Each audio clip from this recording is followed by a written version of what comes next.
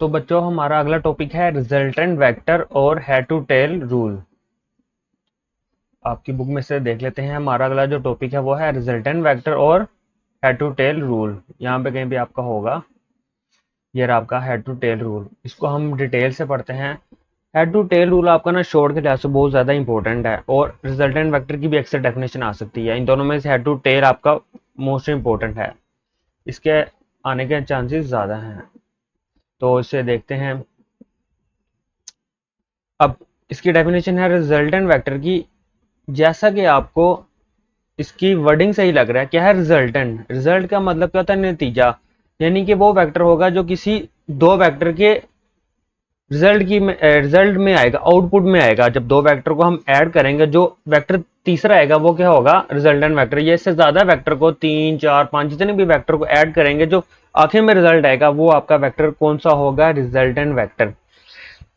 इसकी डेफिनेशन है a resultant vector is a single vector. यह क्या होता है, आपके पास एक सिंगल वेक्टर आता है that represent the combined effect.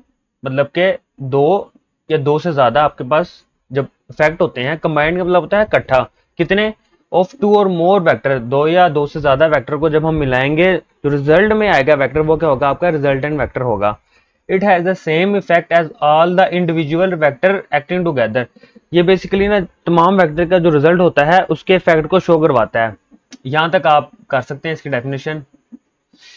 अगर आप डायग्राम भी बना दें तो बेहतर होगा। मैं आपको यहाँ पे बना के दिखा देता हूँ। लेट्स सपोज मेरे पास एक वेक्टर है, यूं कर लें आप, हो गया मेरे पास। और दूसरी लाइन आप यहां से मिला लें, ये दो वेक्टर आ गए मेरे पास। ठीक है, ये थोड़ी सी लाइन आगे पीछे लगी है, यहाँ पे इसकी वो टेल आएगी। ठीक है, लो जी, ये वेक्टर ए मैंने नाम दे दिया इसे, ये वेक्टर मेरे पास बी हो गया। ओके, अब इनका जो रिजल्ट आएगा, ये देखो, ये वाला वेक्टर आपके पास क्या होगा, रिजल्टेंट वेक्टर। ठीक हो गया। अब ए एक वेक्टर था, दूसरा वेक्टर बी था। दोनों को मैंने ऐड किया या मल्टीप्लाई किया, जो भी किया मैंने, उसके जो रिजल्ट में तीसरा वेक्टर आया, लेट्स सपोज इसे मैंने आर का नाम दे दिया, तो ये वेक्टर आपके पास क्या होगा, रिजल्टेंट वेक्टर। जरूरी नहीं है दो वेक्टर, आपके पास तीन भी हो सकते हैं। हम एक और एग्जांपल कर लेते हैं कि ये वेक्टर मेरे पास जा रहा है, उसके बाद एक ये आ गया मेरे पास, तीसरा मैं कह देता हूँ जी मेरे पास वेक्टर ये आ गया हुआ है। अब तीन वेक्टर आ गए मेरे पास, एक ये था, दूसरा वेक्टर ये है, तीसरा वेक्टर ये आ गया मेरे पास। अब इन तीनों को मिलाएंगे तो जो चौथा वेक्टर इसके रिजल्ट में जो बनेगा, ये कौन सा होगा आपके पास, रिजल्टेंट वेक्टर। इन तीनों को लेट्स सपोज मैं ऐड कर रहा हूँ या मल्टीप्लाई कर रहा हूँ, माइनस कर रहा हूँ, जो भी कर रहा हूँ, आपको समझाने के लिए मैं बता रहा हूँ, एग्जांपल दे रहा हूँ। लेट्स सपोज मैं प्लस कर रहा हूँ, ये ए है, ये बी है, ये सी है। अब जो इन तीनों को मिला के जो ये वाला आएगा वेक्टर, वो क्या होगा, रिजल्टेंट वेक्टर। अब जाहिर सी बात है कि आपके माइंड में क्वेश्चन आएगा कि आखिर ये आएगा किस तरह, इसको किस तरह लिखेंगे, इसको, इसकी वैल्यू को किस तरह कैलकुलेट करेंगे। इसका आगे जाके आपको मैं तरीकाकार बताऊंगा। इसका कुछ फॉर्मूलाज होते हैं हमारे पास एडवांस लेवल पे, वो फॉर्मूला में हम वैल्यू पुट करते हैं इन तीनों की, वो फॉर्मूला लगाते हैं तो मेरे पास क्या आ जाता है, रिजल्टेंट वेक्टर की वैल्यू आ जाती है। अगर इन तीनों की वैल्यू मुझे पता होगी तो हम क्या कर सकेंगे, इस तीसरे वेक्टर की वैल्यू निकाल लेंगे जो ये आ रहा है। ठीक है, अभी जाके आपके एग्जाम्पल में है, तो देखते हैं हम। ये आपका रिजल्टेंट वेक्टर था। अब आगे आपका आ गया हेड टू टेल रूल। आगे भी पढ़ लेते हैं क्या लिखा है, when we add multiple vector the resultant vector give us the total effect in term of both magnitude and direction. ठीक है, ये आपको उसकी मैग्नीट्यूड भी बताएगा। बेशक तीन वेक्टर हैं, चार है, पांच है, 10 वेक्टर हैं, सबको मिला के जो आपका रिजल्टेंट वेक्टर आता है वो क्या आपका बताता है, डायरेक्शन भी और मैग्नीट्यूड भी। बेसिकली जो अगर वेक्टर, मैं आपको ये कह रहा हूँ ना कि रिजल्टेंट वेक्टर आ रहा है, मैंने वेक्टर का लफ्ज यूज किया, तो उसमें मैग्नीट्यूड भी होगा और डायरेक्शन भी लाजमी होगी। जहां पे मैंने वेक्टर का लफ्ज यूज करना है वहां पे मैग्नीट्यूड भी और डायरेक्शन भी। स्केलर में सिर्फ मैग्नीट्यूड होता है आपके पास, लेकिन वेक्टर में मैग्नीट्यूड और डायरेक्शन दोनों चीजें आती हैं। अब आपको पता चल गया कि रिजल्टेंट वेक्टर क्या होता है। आगे आ गया जी आपका important short head to tail rule. Head का मतलब क्या होता है आपके पास सर, टेल का मतलब होता है बैक साइड। अब ये वेक्टर है ना आपके पास, देखो ये इसकी क्या है, टेल है। ये वेक्टर है मेरे पास, ये क्या है, हेड, और ये चीज क्या है, टेल। अब हेड टू टेल रूल हम पढ़ने जा रहे हैं। अब हेड टू टेल रूल क्या होता है आपके पास, इसे मैं जरा इरेज कर लूं।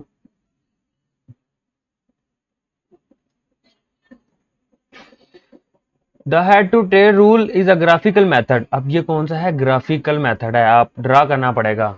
यूज टू ऐड वेक्टर, हाँ अगर हमने ग्राफिकली वेक्टर को ऐड करना हो तो हम क्या यूज करते हैं, head to tail rule. It states that to add two or more vectors. अब वो ये कह रहा है कि अगर हमने दो या दो से ज्यादा वेक्टर को ऐड करना हो, इससे पहले हम स्केलर को ऐड कर चुके हैं, वो तो आपकी सिंपल वैल्यू थी, अब हम वेक्टर को ऐड करना सीख रहे हैं। वेक्टर आपका हेड टू टेल के जरिए आपका ऐड होगा। अगर आपसे कोई पूछ ले कि आपने आपको दो वेक्टर दिए गए हैं, आप किस तरह ऐड करेंगे, आपने कहना मैं हेड टू टेल रूल के जरिए ऐड करूंगा वेक्टर को। और अगर आपसे पूछ ले स्केलर को, तो आप सिंपली वो तो नंबर है वो ऐड हो जाएंगे आपके प्लस करने से माइनस करने से मैथमेटिकली। लेकिन जो आपका हेड टू टेल रूल है ये क्या करता है, वेक्टर को आपका ऐड करके दिखाता है। Redraw their representative line such that head of one vector.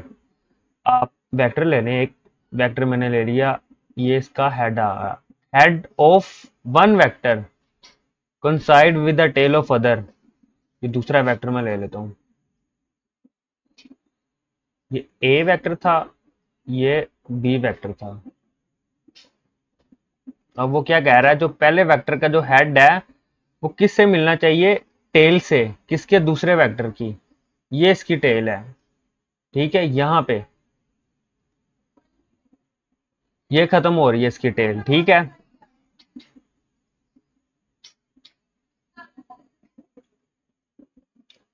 आगे the resultant vector is a single vector. अभी हमने पढ़ा है कि जब हम दो वेक्टर को ऐड करेंगे या ड्रा करेंगे, इस तरह हम बनाएंगे तो एक तीसरा वेक्टर आएगा, वो क्या होगा, रिजल्टेंट वेक्टर।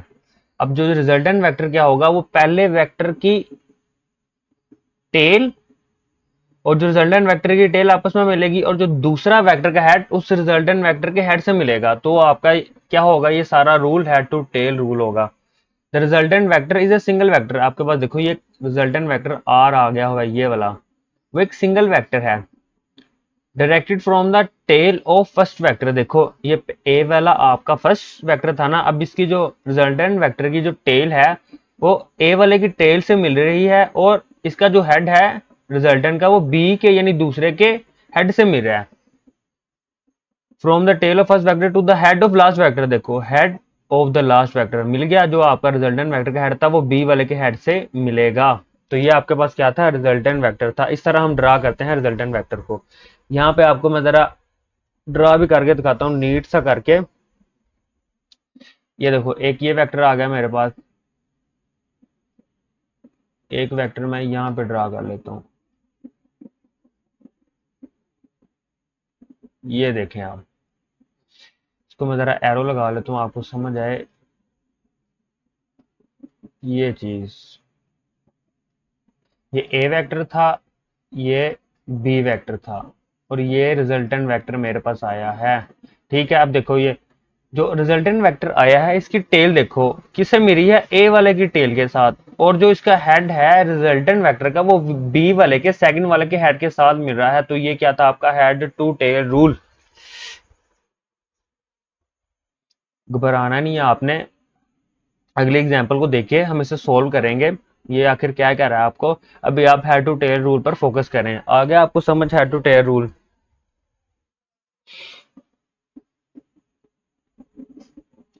इसे रेस करें यार।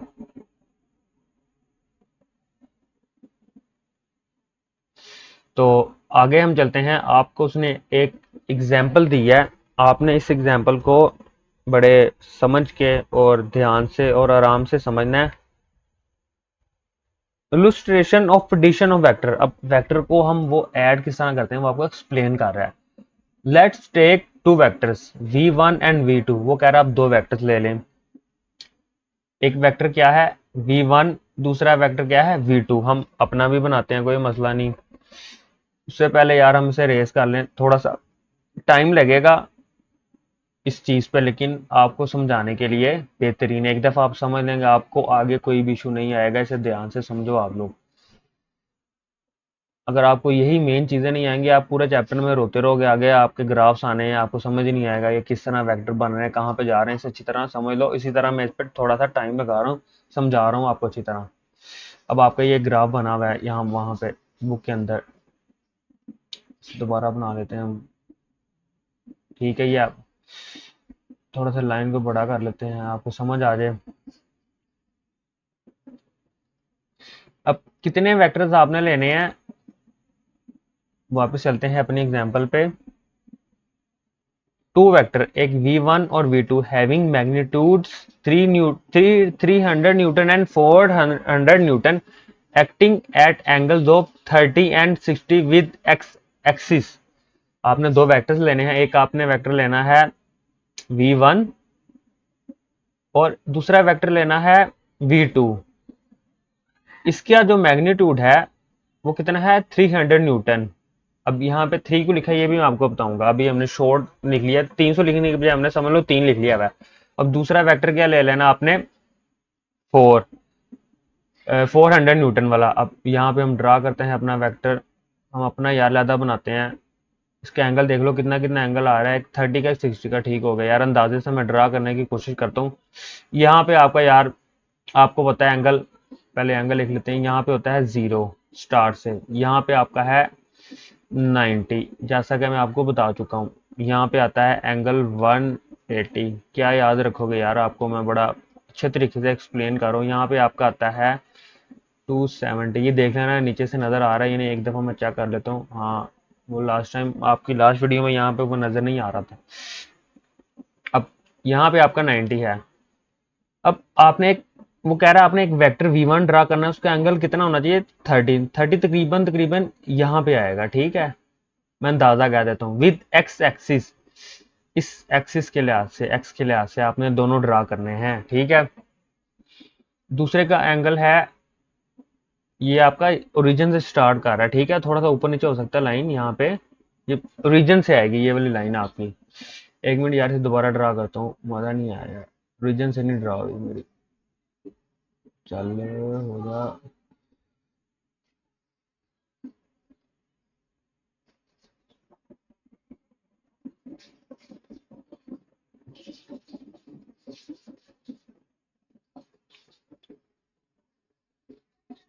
ओहो, क्या हो गया। चलो यार समझ लो ये रीजन से ही आपने, ये रही, ये होगा मेरे पास 45 का एंगल। ठीक है, ये यहाँ से स्टार्ट होगा, आपको समझ लो यहाँ पे रीजन है। ठीक है, ये थोड़ा सा ऊपर नीचे हो गया, इसे आपने इग्नोर करना है, रीजन से स्टार्ट हो रहा है। अब ये आपके पास एंगल है 30 का और ये है 45 का। ठीक है, ये एंगल बन रहा है 30 का और ये बन रहा है 40 का। ठीक है, विद रिस्पेक्ट टू एक्स के लिहाज से। अब पहले वाले की उसने कितनी कहा है, ये हमने जो वेक्टर ड्रा किया है ये 300 न्यूटन वाला है, 300 न्यूटन वाला, और ये 400 न्यूटन। देखो इसका साइज भी बड़ा है और ये छोटा है, लेकिन यहाँ पे उसने ना 3 लिखा है और यहाँ पे 4 लिखा है। उसकी वजह यह है कि ताकि ना आपको ना समझ आ जाए। यहाँ पे देखो वेक्टर v1 मैग्नीट्यूड 300 न्यूटन। अब ये वेक्टर v1 मैंने आपको बना के दिखाया, इसका मैग्नीट्यूड कितना है 300 न्यूटन है और एंगल कितना बना रहा है 30। ये देखो यहाँ पे मैंने अभी बनाया है, ये वाला 30 का बना रहा है। ठीक है, और जो ऊपर वाला है आपके पास एक्स एक्सिस, यानी एक्स एक्सिस के लिहाज से। ठीक है, एंगल नीचे वाला देखो वेक्टर v2, ये आपके पास वेक्टर v2 है। अब ये एंगल कितना बना रहा है 60 का, यहाँ पे मैंने 45 का लिख दिया है, सॉरी ये यहाँ पे ना 60 का आएगा आपका एंगल। ये से आप जरा करेक्ट कर लें, ये 60 का एंगल है।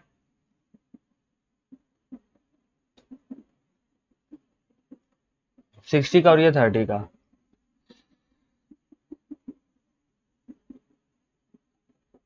आगे graphical representation, the selected scale is 100 newton is equal to 1 centimetre. अब मैं ये कह रहा हूँ कि 300 लिखने के बजाय ना मैं 100 100 को मैं कर लेता हूँ 1 के बराबर, तो 300 कितने का होगा 3 के, और 400 4 के बराबर। ठीक है, आपने ये ले लेना है। न्यूटन को कन्वर्ट मैंने कन्वर्ट नहीं किया, बल्कि आप ज्यूम कर लिया सेंटीमीटर में, ताकि ना इजी हो जाए लिखना। मैं कह देता हूँ 100 न्यूटन 1 सेंटीमीटर के बराबर है, तो 300 कितने का होगा 3 के, और जो 400 न्यूटन होगा वो 4 सेंटीमीटर के बराबर होगा। हमने एक ये डायग्राम ड्रा कर ली। अब उसके बाद हमारा मेन मकसद है इन दोनों वेक्टर को ऐड करना। ये मैं आपको बता चुका हूं। अब आगे हमने हेड टू टेल रूल से इन दोनों वेक्टर को ऐड करना है। तो ऐड किस तरह करेंगे हम, यहां पे आपने इस बात को समझना है।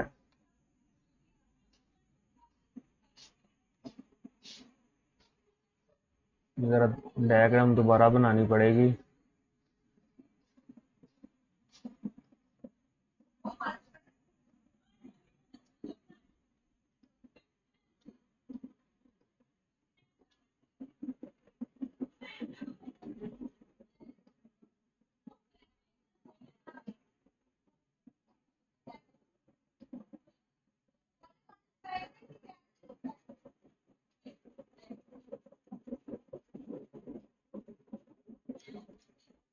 यार ये ना कट कर देना, यहाँ से जब डायग्राम बन जाएगी तब वो लगा देना। ठीक हो गया। किधर गया किधर गया।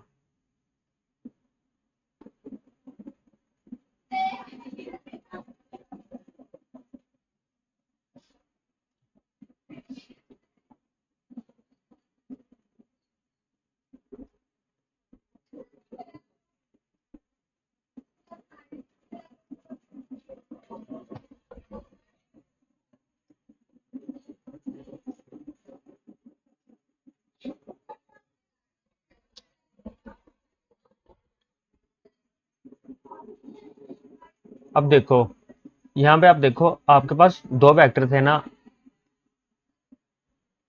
ये एक v1 था, ये v2 था। अब हम क्या करेंगे, v1 तो आपका यहाँ पे पड़ा रहेगा। अब v2 वेक्टर को हमने यहाँ से उठाना है और इसके ऊपर पेश कर देना है। मैंने यहाँ पे मेरा v1 था और यहाँ पे v2 था, मैंने इस v2 को उठाया और यहाँ पे पेश कर दिया। अब यहाँ पे किस एंगल से पेश करना है, ये कितना था मेरे पास 30, मुझे पता है। अब यहाँ पे जो एंगल होना चाहिए ना आपका, वो कितना आना चाहिए, ये आपकी सीधी लाइन बनेगी ना अगर यहाँ पे ऐड हो रहा है, तो ये यहाँ पे 60 का एंगल आना चाहिए। ये बात याद रखनी है, यहाँ पे वो 60 का एंगल था ना। अब वेक्टर को मैं यूं भी रख सकता था, यूं भी रख सकता था। मैंने ऐसे ही इसी ओरिएंटेशन में क्यों रखा, क्योंकि जो इसका एंगल था उसने हमें बताया है वो 60 डिग्री होना चाहिए। तो मैंने इसके लिहाज से एक्स एक्सिस के लिहाज से 60 डिग्री कर्व किया, वरना मैं 90 का भी कर सकता था, मुझे बताया है उसने। अब ये दोनों रख लिया। अब क्या होगा आपके पास, मैंने दोनों वेक्टर को रख दिया। जब दोनों को ऐड करेंगे, इसकी मेरे पास कितनी है 3 सेंटीमीटर लेंथ है और इसकी 4 सेंटीमीटर लेंथ है। इन दोनों को जब मैं ऐड करूंगा तो मेरे पास एक रिजल्टेंट वेक्टर आएगा। तो रिजल्टेंट वेक्टर किस तरह आया, 6.8 सेंटीमीटर। इसके लिए हमारे पास कुछ फॉर्मूलाज होते हैं, वो अभी आप नहीं यूज करें, मैं आपको वैसे बता दूंगा। यहाँ पे देखो, इसकी मेरे पास कितनी थी वैल्यू, 3 और 4। ठीक है, इसका मैग्नीट्यूड 3 था, इसका 4 था। अब रिजल्टेंट वेक्टर हम ड्रा कर लेते हैं। यहाँ से शुरू होगा, जैसे कि आपको पता है, पहले वाले की हेड से और दूसरे वाले, सॉरी, पहले वाले की टेल से और दूसरे वाले के हेड से। रिजल्टेंट वेक्टर की टेल पहले वाले की टेल से मिलेगी और जो रिजल्टेंट वेक्टर का हेड होगा वो दूसरे वाले के हेड से मिलेगा। तो मेरे पास जो यहाँ पे एक वेक्टर आएगा वो क्या होगा, रिजल्टेंट वेक्टर, जो इसकी वैल्यू अगर इसकी 3 है इसकी 4 है, तो इसका कितना आएगा मेरे पास 4 पॉइंट कुछ आएगा, 6.8, बल्कि 6.8 आएगा सेंटीमीटर, 6.8 सेंटीमीटर। अब ये 6.8 सेंटीमीटर किस तरह आया, आप ये क्वेश्चन पूछेंगे। इसका कुछ फॉर्मूलाज होते हैं फिजिक्स में, हम उससे मालूम करते हैं। अभी वो आप उस चीज पे नहीं जा रहे, आप नए नए हैं, वेक्टर को ऐड करने भी आप समझ लें। यहाँ पे उसका एंगल आएगा, ये हम डी से या किसी भी इंस्ट्रूमेंट से मेजर कर लेंगे वो कितना एंगल आएगा। ठीक है, तो आपने क्या कर दिया, हेड टू टेल रूल से वेक्टर को ऐड कर दिया और उसकी आपने एक एग्जांपल भी देख ली। ये देखो 30 का एंगल एक V1 था, उसके ऊपर मैंने V2 को रख दिया, जो रिजल्टेंट वेक्टर आ गया मेरे पास V, इसकी वैल्यू कितनी आई 6.8 सेंटीमीटर। ये किसी फॉर्मूले से आई है, अभी आप वो फॉर्मूला नहीं पढ़ रहे, और इसका एंगल कितना बन रहा है 4.9 सेंटीमीटर। तो ये आपके पास एक एग्जाम्पल थी जिसके जरिए हमने दो वेक्टर को हेड टू टेल रूल के जरिए ऐड किया था। तो इसे पढ़ लेते हैं। ये आपकी जो आपको बता रहा है, सारी इन्फॉर्मेशन दे रहा है, आपने किस तरह लिखना है। Draw V1 as a straight line making an angle of 30 with the x axis. सबसे पहले आपने V1 को ड्रा कर लिया, ये एंगल कितना बना रहा था 30 डिग्री का।